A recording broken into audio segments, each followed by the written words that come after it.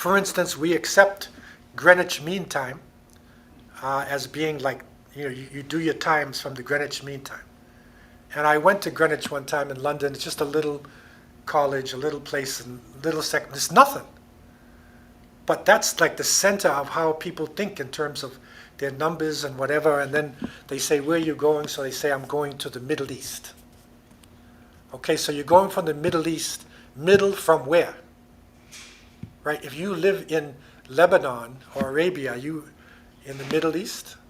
Then they say, no, let's go to the Far East. Okay, so, but if you live in China, are you in the Far East? No, you're in the center of the world. You see? But if you lived in London, in Europe, it's far away.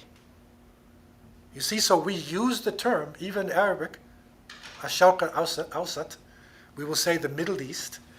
We will use these terminologies and don't even realize that we are being affected by Eurocentrism.